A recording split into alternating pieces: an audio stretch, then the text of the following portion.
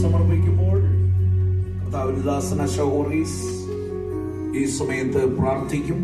എല്ലാവരും കേട്ട വചനങ്ങളുടെ മുമ്പിൽ സമർപ്പിച്ച് തുടർന്ന് കർത്താവിന്റെ വിശുദ്ധ മേശയിലേക്ക് നമ്മൾ പ്രവേശിക്കുന്ന സമയമാണ്.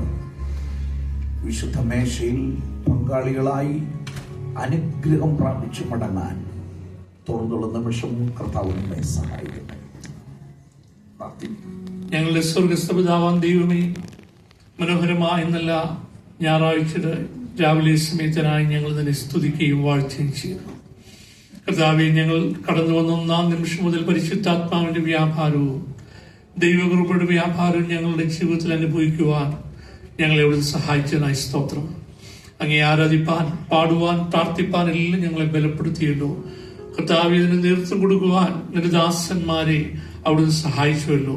ശുശ്രൂഷകൾക്കെല്ലാം നേതൃത്വം വഹിക്കുമെന്ന ദാസനെ കരങ്ങളെടുത്തുകൊണ്ടു ഞങ്ങളെ കേൾപ്പിച്ച അനുഗ്രഹിക്കപ്പെട്ട ആലോചനയ്ക്കായി ഞങ്ങൾ നിനക്ക് സ്തോത്രം ചെയ്യുന്നു. കർത്താവെ, നിന്റെ ദാസന് കൊടുത്ത വലിയ വെളിപ്പാടിനായി സ്തോത്രം.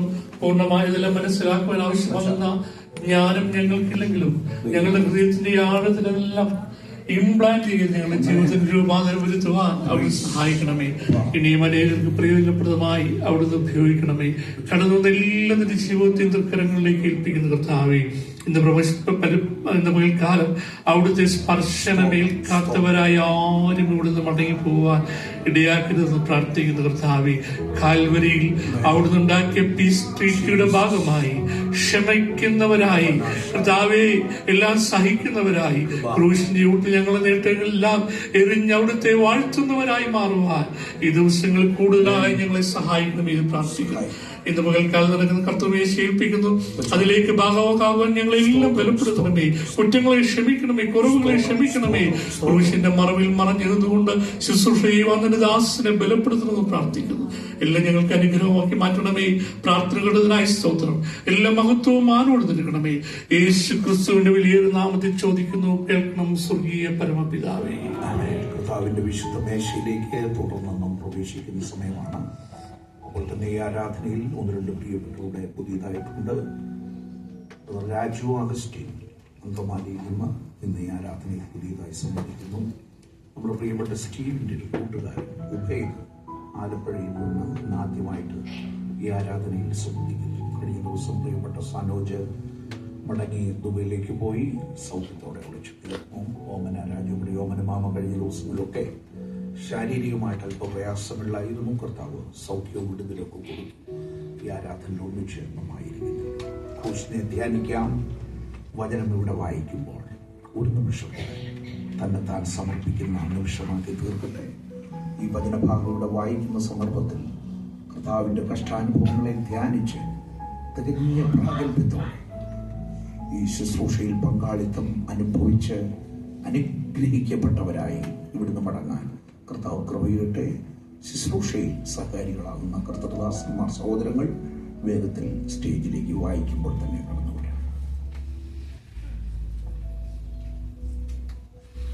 1 കൊരിന്ത്യർ 11-ാം അധ്യായം 23-32 വരെയുള്ള വാക്യങ്ങൾ വായിക്കും. ഞാൻ കർത്താവിൽ നിന്ന് പ്രാപിക്കുകയും നിങ്ങൾ കേൾപ്പിക്കുകയും ചെയ്തതെന്നാൽ, കർത്താവായ യേശുവിനെ കാണിച്ചെടുത്ത രാത്രിയിൽ അവൻ അപ്പോഴത്തെ സ്തോത്രം ചൊല്ലി നുറുക്കുകയും, ഇത് നിങ്ങൾക്ക് വേണ്ടിയുള്ള എന്റെ ശരീരം എന്റെ ഓർമ്മയ്ക്കായി ചെയ്യുവീനെന്ന് പറഞ്ഞു. അതുകൊണ്ട് തന്നെ താഴെ ശേഷം അവൻ പാനപാത്രം എടുത്തു. ഈ പാനപാത്രം രക്തത്തിൽ പുതിയമാകുന്നു. ഇത് കുടിക്കുമ്പോഴൊക്കെയും എന്റെ ഓർമ്മയ്ക്കായി ചെയ്യുവീനെന്ന് പറഞ്ഞു. അങ്ങനെ നിങ്ങൾ ഈ അപ്പം തിന്നുകയും പാനപാത്രം കുടിക്കുകയും ചെയ്യുമ്പോഴൊക്കെയും കർത്താവ് വരുവോളം അവന്റെ മരണത്തെ പ്രസ്താവിക്കുന്നു. അതുകൊണ്ട് അയോഗ്യമായ അപ്പം തിന്നുകയോ കർത്താവിന്റെ പാനപാത്രം കുടിക്കുകയോ ചെയ്യുന്നവൻ എല്ലാം കർത്താവിന്റെ ശരീരവും രക്തവും സംബന്ധിച്ച് കുറ്റക്കാരനാകും. മനുഷ്യൻ തന്നെ താൻ ശോധന ചെയ്തിട്ട് വേണം ഈ അപ്പം തിന്നുകയും പാനപാത്രം കുടിക്കുകയും ചെയ്യുവാൻ. തിന്നുകയും കുടിക്കുകയും ചെയ്യുന്നവൻ ശരീരത്തെ വിവേചിക്കാതിരുന്നാൽ തനിക്ക് ശിക്ഷ തിന്നുകയും കുടിക്കുകയും ചെയ്യുന്നു. ഇത് ഹേതുവായി നിങ്ങളിൽ പലരും ബലഹീനരും രോഗികളുമാകുന്നു, അനേകരും നിദ്ര കൊള്ളുന്നു. നാം നമ്മെ തന്നെ വിധിച്ചാൽ വിധിക്കപ്പെടുകയില്ല. വിധിക്കപ്പെടുന്നെങ്കിലോ നല്ലോകത്തോടുകൂടി ശിക്ഷ അതിലകപ്പെടാതിരിക്കേണ്ടതിന് കർത്താവ് നമ്മെ ബാലശിക്ഷ കഴിക്കുകയാകുന്നു.